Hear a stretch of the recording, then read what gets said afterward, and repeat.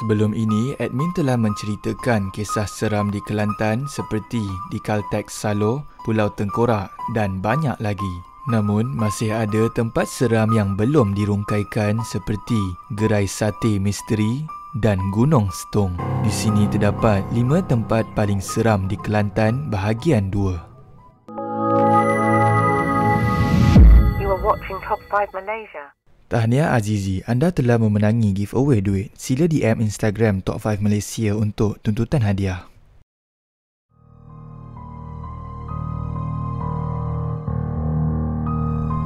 Nombor 5. Gerai Sate Misteri. Kebanyakan penduduk di Kelantan tahu akan kisah misteri sebuah gerai sate di laluan lebuh raya Pasir Mas Salo.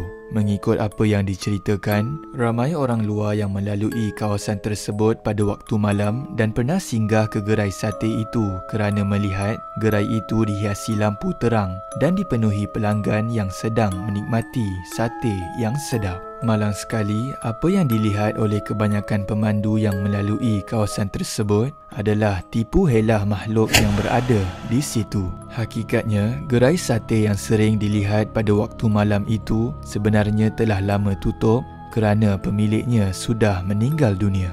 Pondok usang tersebut juga terletak bersebelahan stesen minyak dan sebuah tanah perkuburan di belakangnya. Seorang pemuda pernah diceritakan telah berhenti untuk makan sate yang sedap di situ pada pukul 2 pagi sewaktu dalam perjalanan ke Kota Baru. Apabila dia sekali lagi berniat untuk menyinggah di gerai tersebut pada waktu pagi, dia berasa hairan kerana hanya terdapat pondok usang dan tanah perkuburan di belakangnya. Lebih mengejutkan lagi apabila dia terjumpa wang RM17 yang dibayarnya semasa makan di gerai itu dan ia berada di atas sebuah batu nisan di tanah perkuburan tersebut.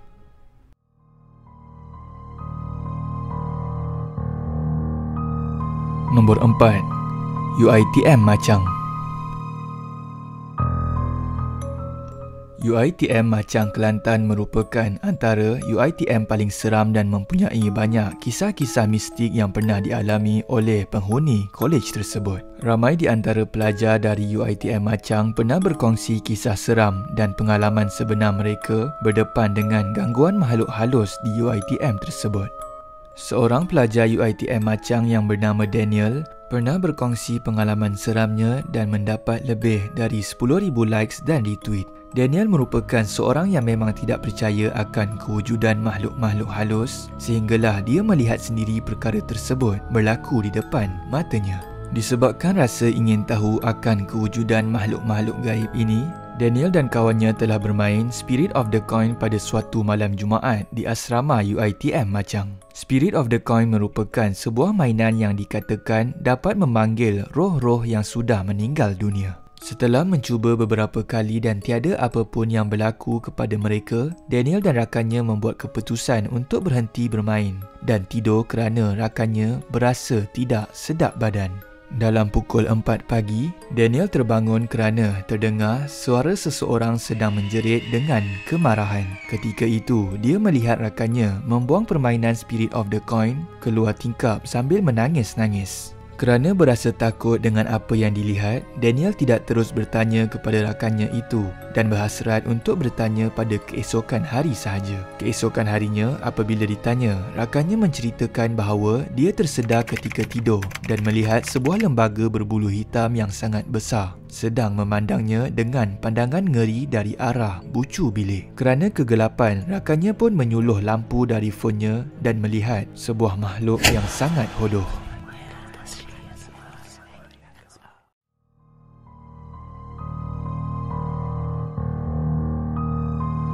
Nombor 3. Jeram Pasu.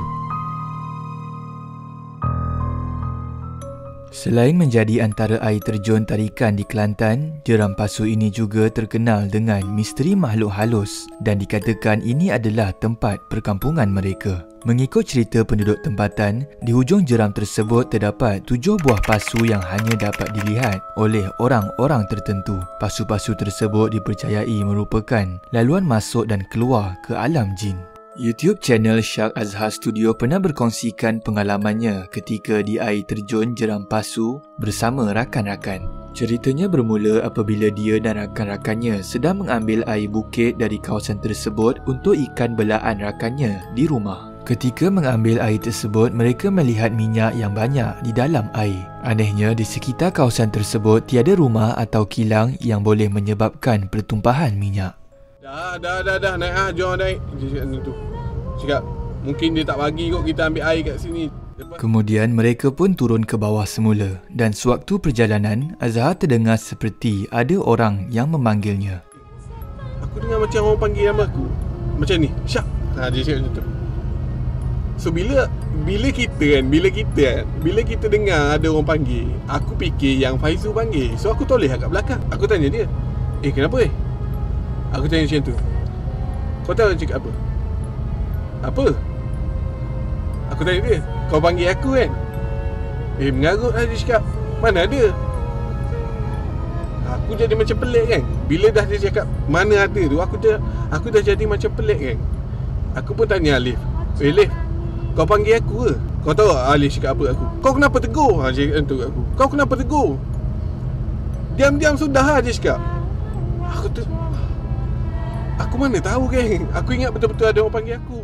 Kemudian setelah turun, lebih kurang pukul 7 petang, mereka sekawan mandi di air terjun itu dan apabila sedang berseronok, salah seorang daripada mereka menjerit untuk memanggil pulang kerana melihat seorang perempuan menyeramkan bertenggek di atas sebuah pokok berdekatan dengan mereka. Ketika sedang menyalin pakaian untuk pulang, mereka terdengar suara perempuan mengilai. Gangguan mereka tidak berhenti di situ. Baru sahaja mereka ingin memandu keluar dari kawasan jeram pasu, mereka terdengar bunyi siolan. Kemudian mereka cuba membuka bacaan ayat suci di dalam kereta, namun siolan tersebut tidak berhenti. Dalam masa yang sama, kereta yang mereka naiki terasa seakan berat dan makin bergerak perlahan. Pada ketika itu, mereka sedar bahawa makhluk yang menjaga kawasan jeram pasu seakan-akan tidak membenarkan mereka membawa pulang air bukit. Mereka pun terus berhenti dan meninggalkan air bukit tersebut. Setelah melakukan perkara itu, keadaan menjadi normal dan mereka berjaya untuk keluar dari kawasan tersebut dengan selamat.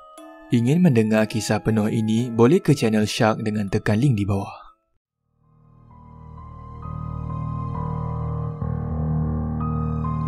Nombor 2. Gunung Stong. Gunung Stong terletak di hutan Jelawang, negeri Kelantan dan mencapai ketinggian 1433 meter dari aras laut dan merupakan gunung kedua tertinggi di Kelantan. Terdapat kisah seram yang dikongsikan oleh channel React 87 tentang sekumpulan pelajar yang mendaki gunung tersebut. Mengikut ceritanya, sekumpulan pelajar telah pergi ke Gunung Stong untuk mendaki dan berkemah. Setelah mendaki hingga ke puncak, mereka mula turun ke bawah dalam jam 7 petang. Dalam perjalanan mereka untuk pulang ke tapak perkemahan, mereka tidak jumpa jalan yang betul dan dikatakan telah berpusing di laluan yang sama sebanyak 4 kali. Ketika mereka sedang cuba untuk mencari laluan balik, mereka terjumpa sekumpulan orang yang berjubah putih. Mereka yang berjubah putih itu menyoal pelajar-pelajar tersebut. Kalian dari mana? Buat apa kat sini? Dan macam-macam lagi. Pelajar-pelajar tersebut pun menerangkan kepada mereka yang berjubah putih bahawa mereka sesat dan tidak menjumpai jalan pulang. Orang-orang yang berjubah putih itu menunjukkan ke satu arah dan menyuruh mereka untuk melalui laluan tersebut. Bila mereka menoleh kembali untuk mengucapkan terima kasih, lelaki-lelaki tersebut hilang dan memang sudah tiada di situ. Kemudian mereka pun mengikut jalan yang diberitahu tadi dan akhirnya tiba di tapak perkemahan. Ketika di situ, tiba-tiba salah seorang perempuan dari kumpulan pendaki tadi dirasuk.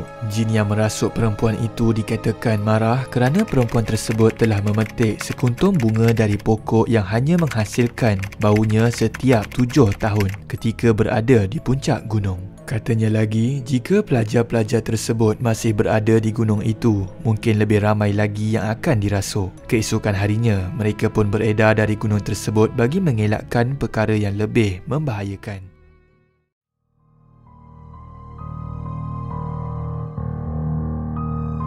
Nombor 1. Kolam air panas Tok Bok. Kolam air panas Tok Bok terletak di Kampung Rengas, Labuk, lebih kurang 20 km dari Machang. Kolam air panas ini dikatakan menyimpan 1001 misteri dan ramai juga yang pernah menyaksikan kejadian aneh di kolam tersebut. Berdasarkan apa yang diceritakan oleh penduduk tempatan, nama kolam air panas itu diberikan bersempena dengan nama pengusaha kolam itu yang telah meninggal dunia beberapa tahun yang lalu. Kisah kematian pengusaha kolam air panas itu juga boleh dikatakan satu kejadian yang sangat misteri dan aneh. Katanya, Tok Penggawa atau lebih dikenali sebagai Tok Bok telah meninggal dunia pada pukul 8 pagi di kolam tersebut, namun mayatnya tidak ditemui sehinggalah pukul 10 pagi.